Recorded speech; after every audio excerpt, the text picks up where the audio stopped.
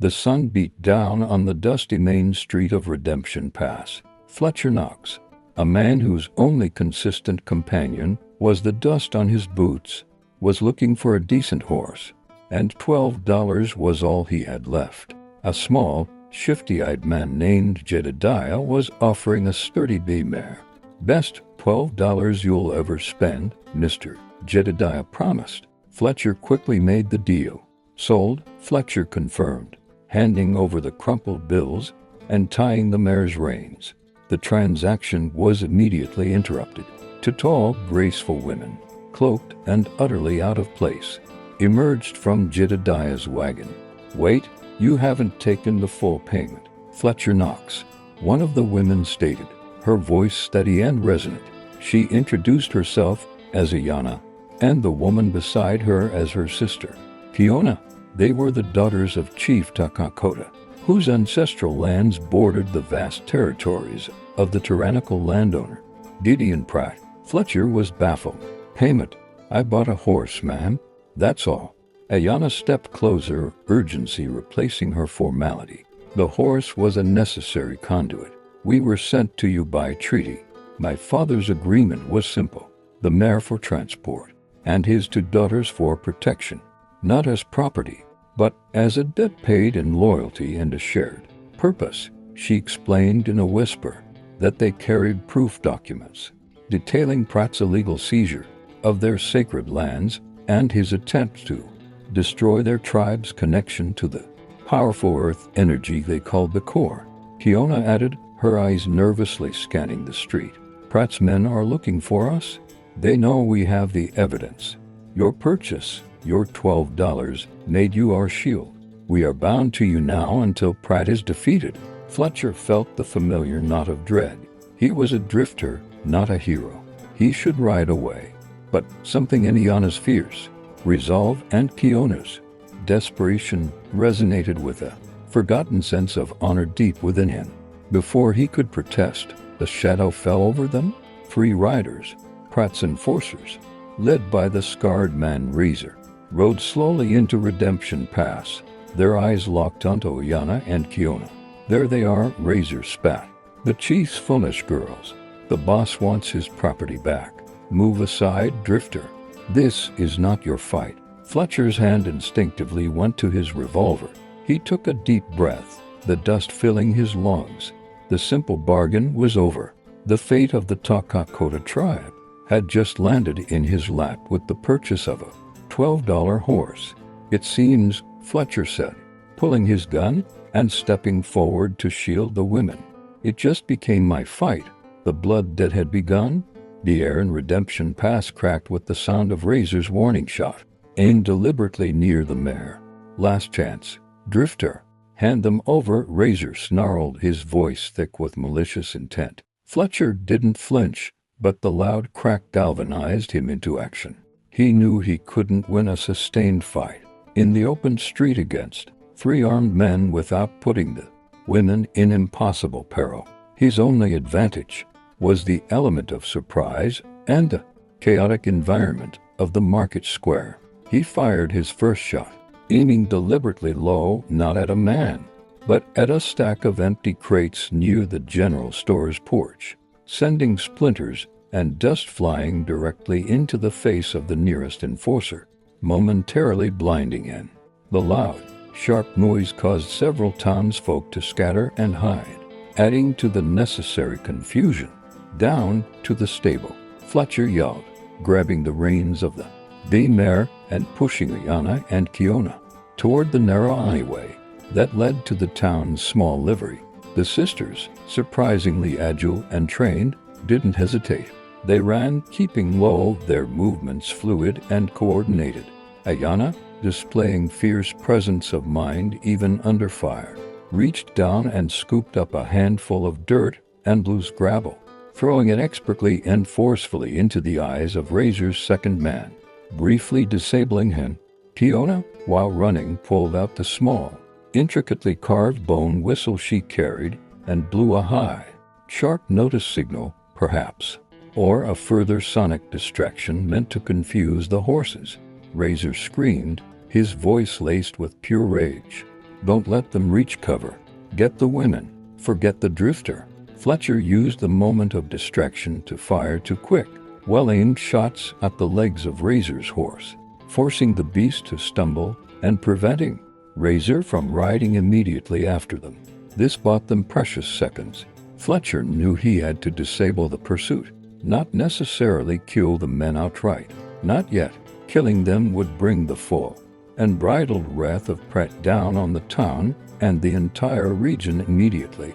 They reached the shadowed safety of the livery stable. The air was thick with the smell of hay and horse sweat. Inside, the stable hand a young, terrified boar was hiding. Fletcher secured the bay mare inside a stall. They'll follow the tracks, Iana stated, pulling Fletcher by the arm toward the back entrance of the stable, where a narrow gap led to the rocky, less traveled trail heading toward the foothills. We must lose them on the high ground. That leads right to the edge of Pratt's declared territory, Fletcher countered, his eyes scanning for any immediate threat. It leads to the border of our true ancestral land, where the law of Pratt weakens, Fiona explained, breathless but steady. She pointed to the small satchel she carried. This is what they truly want. It holds the power of the Corps' legal claim. If they destroy this, my father's people are doomed. 2,500 characters. We have to create maximum confusion, Fletcher muttered, reloading his revolver. Fiona nodded, pointing to two spirited, unshod ponies tethered in the back. They are ours, fast, silent, and trained for the mountain paths. You must take the mare, she instructed Fletcher. She can carry the weight of your gear better in the open country. We will move like shadows. Iana took control. When they enter the stable, Fiona and I will ride out the back. You create a powerful, loud distraction here. They will assume we are all riding the obvious escape route out the front.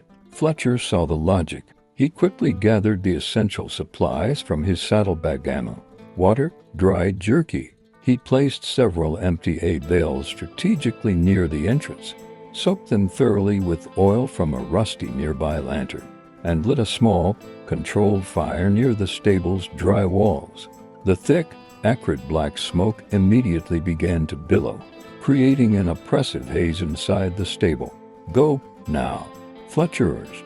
Iana and Fiona mounted their ponies with startling, practiced grace. Moving like shadows, they rode out the back gap and vanished into the rocky terrain, their ponies barely making a sound, perfectly suited for silent travel.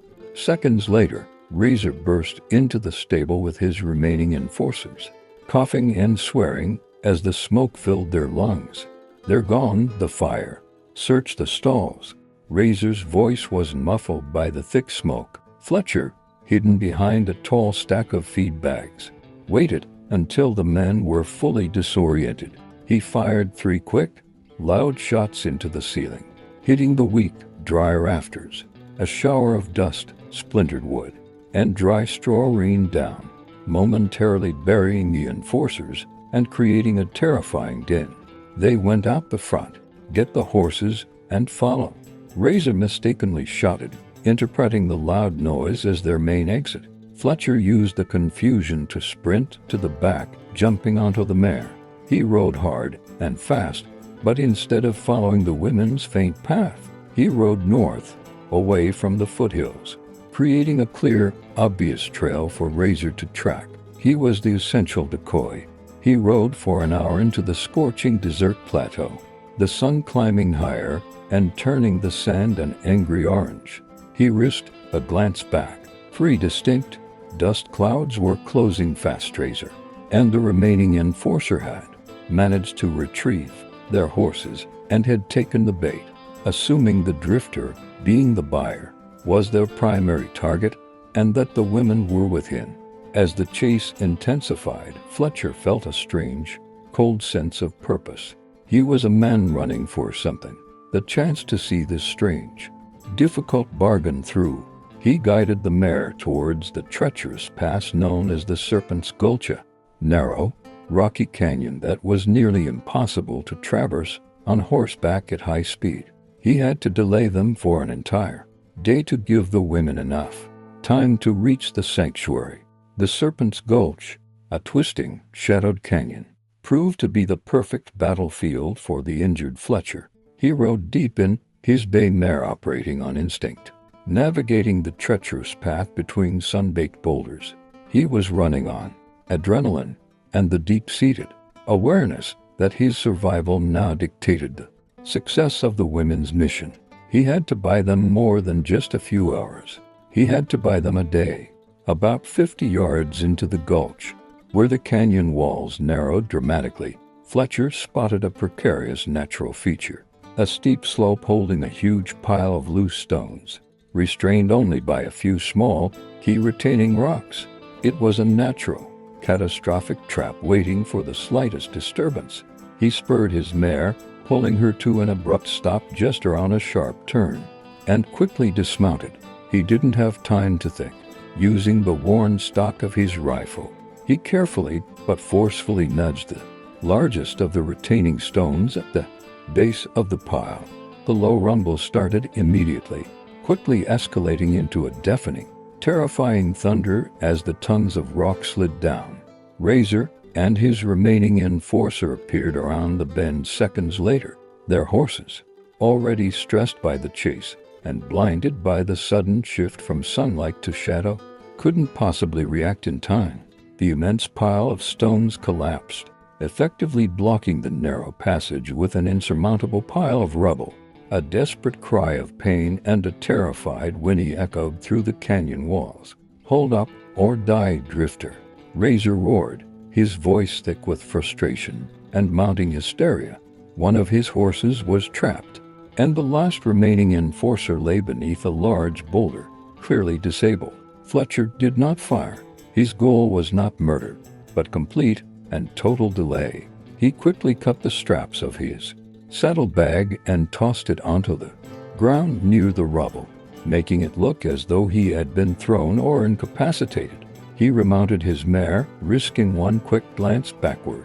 Razor, now dismounted and swearing incoherently, was frantically trying to free his remaining man. "He was trapped. He's on foot. We'll track him. He can't outrun us in this heat," Razor screamed, abandoning his effort to save his man, his voice confirming he had taken the bait and believed Fletcher was injured and on foot. Fletcher pushed the mare further, then finding a dense, overgrown ravine, he abruptly turned east, off the clear track, toward the foothills. He had sacrificed safety for the illusion of a clear pursuit. He was wounded. Razor's bullet had grazed his shoulder, but he had achieved his objective. He had bought them precious time. Meanwhile, high on the hidden trails of the foothills, Ayanna and Kiona moved with the silent efficiency of those born to the land. Their ponies were quick and sure-footed, designed for the rough terrain. The sisters traveled in complete silence, their minds focused entirely on the mission. "He shouldn't have done that," Kiona finally whispered, sadness in her voice. "He is just a man." "But he risked everything." Ayanna stopped, pulling the reins gently. "He is a man of courage, sister. His honor is what keeps this bargain sacred. This satchel holds more than paper. It is the voice of our ancestors, the documented history that proves Pratt's claim is fraudulent. If it reaches the core, the law will bind even Pratt." Kiona frowned. "But Razor is a fierce tracker. If he realizes the Drifter is just a shoe, it will take him a full day to climb out of that mess, retrieve his remaining man, and find the correct easterly path," Ayanna confidently asserted. "That day is what we needed." They continued their ascent toward the abandoned, high-altitude wine path, a treacherous route used only by their ancestors to avoid standard patrols. After nearly 2 hours of hard riding, as the sun began its slow, heavy descent toward the western horizon, Ayanna suddenly held up a hand and pulled her pony to a stop. "Stop!" She dismounted quickly, her eyes scanning the dusty ground. She pointed to a narrow gap between two large boulders. She lifted a broken branch of dried cactus. It should have lain flat, blown by the wind. Instead, it was inverted, a carefully placed symbol, invisible to outsiders, but unmistakable in the Takakota language. "They have passed here," Ayanna whispered, her voice tightening with dread. Not Razor's men. These are Pratt's elite patrols. They know the hidden trails. They were waiting for us. Fletcher delayed Razor's thugs, but the main forces are already sweeping the high ground. Kiona gasped, the blood draining from her face. Then we have no day. Only a few hours. Ayana nodded gravely. She pointed high above them.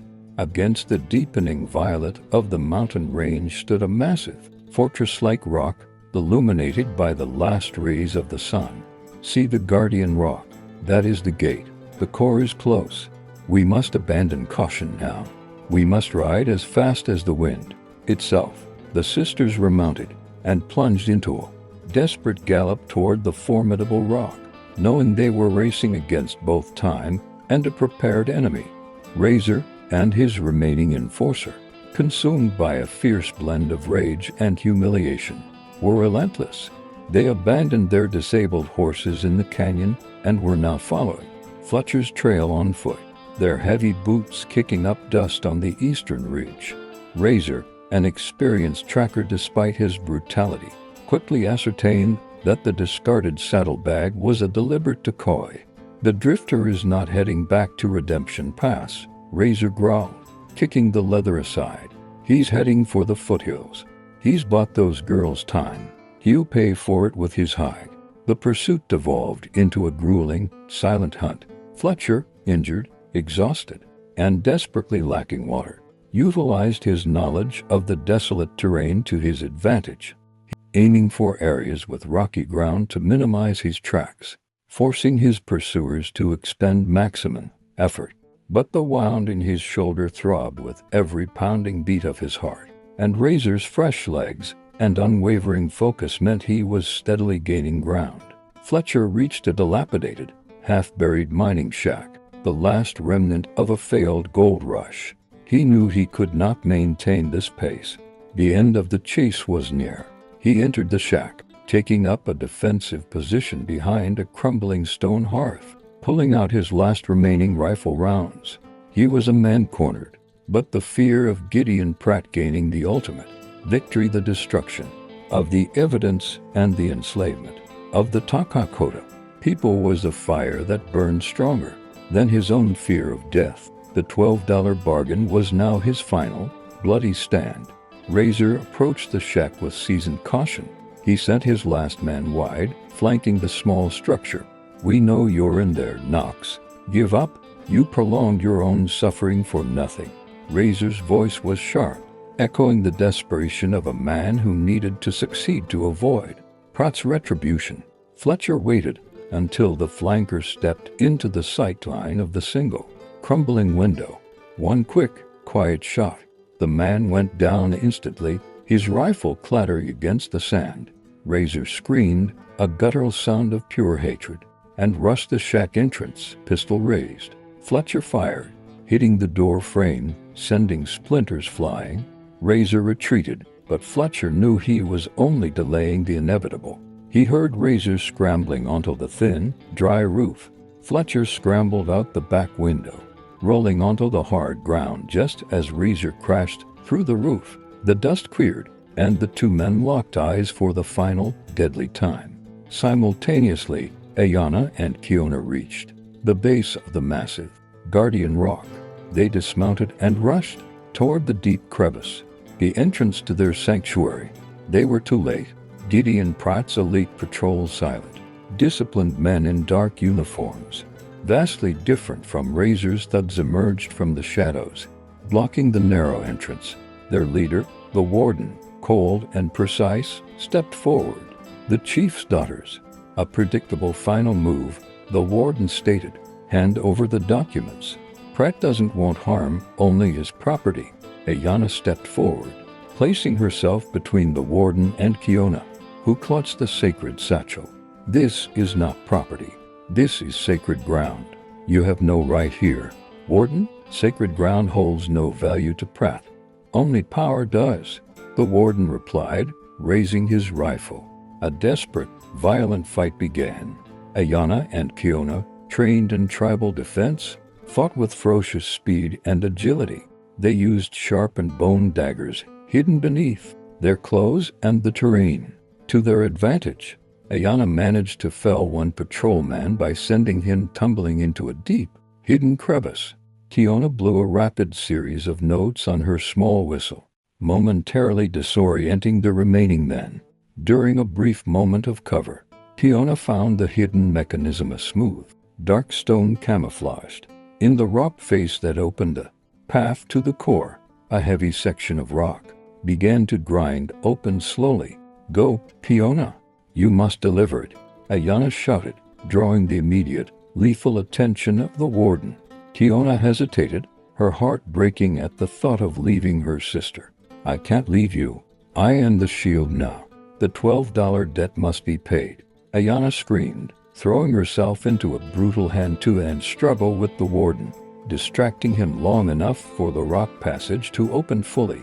Tiona, tears streaming down her face, but resolute, grasped the satchel firmly and plunged into the dark, narrow passage. Just as the warden slammed Ayana against the hard rock wall, the heavy door began to slide shut, sealing Ayana's fate and the evidence's passage into the hidden sanctuary. Fletcher Knox and Razor faced each other in the dusty clearing by the ruined shack. 10 feet separated them. Razor was fast, his shot exploding first, kicking up dust at Fletcher's feet. But Fletcher, having anticipated the rush, was calm. He aimed for Razor's weapon hand, the most direct path to ending the threat without a lethal escalation. Fletcher's single shot hit its mark. Razor screamed as his pistol clattered to the ground, his trigger finger shattered.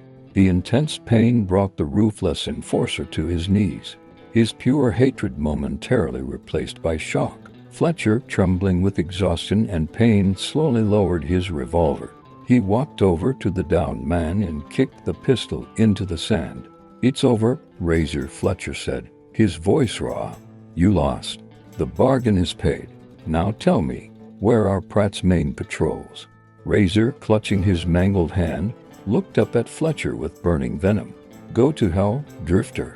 Pratt will burn this whole region to find those papers. You just guaranteed a war."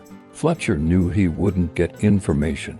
He bound Razor tightly, left him a small canteen, and took the extra ammunition he needed. He started walking toward the Guardian Rock, the only direction left. He was no longer a drifter. He was a fugitive and a defender of justice. As the sun began to set, casting long purple shadows, Fletcher spotted a lone figure watching him from a high ridge, a local settler named Martha. She approached cautiously, carrying a rifle. "You're the man who bought the horse," she stated, her voice quiet but firm. "We settlers heard about the market fight, and we heard about the women. We hate Pratt as much as the Takakota people do. He starves our land and steals our water." Martha lowered her rifle slightly. "We saw you head to the gulch. We've been watching Pratt's patrols near the rock. You bought them time. You need help, Fletcher Knox. The people here are ready to fight back. You're the symbol they needed, the man who risked everything for justice." Tiona plunged into the darkness of the passage, the sound of the heavy rock door sliding shut, sealing her sister's sacrifice outside. The profound wave of grief was overcome by the mission's absolute priority. The passage was a twisting, carved labyrinth, descending steeply into the earth, illuminated only by the faint, eerie glow of phosphorescent moss. This was the true, hidden world, the core. She moved quickly, relying on memory and instinct. The air grew still, heavy and strangely warm. After a terrifying descent, the tunnel opened into a vast, breathtaking cavern. It was illuminated by a single, immense natural crystal formation at its center, which emitted a soft, pulsing green light, the very heart of the earth energy. Scattered around this light were the surviving elders of the Takakota tribe, their faces etched with despair. Tiona rushed forward, sinking to her knees before the chief elder. "Old Mother, Elder, I have returned," Tiona whispered, presenting the satchel with trembling hands. "The voice of our ancestors is here." "But Ayana," she held the gate. Old Mother carefully took the satchel. Her eyes gained a fierce clarity. "Ayana's sacrifice honors the death child. But the delivery is not complete until the evidence reaches the Council of Settlement. It must be delivered above ground. She held up the satchel, revealing that it contained 3 small, ancient, smooth river stones. These are the stones of testimony. They carry the core's energy. They will authenticate the papers and give them power against Pratt's lies. Kiona, you must escape through the upper passage, the one known only to the chief and the elders. Take the stones. Take the voice. Old Mother pointed to a steep, vertical shaft hidden high in the cavern ceiling. The upper path leads far from the rock into the canyons.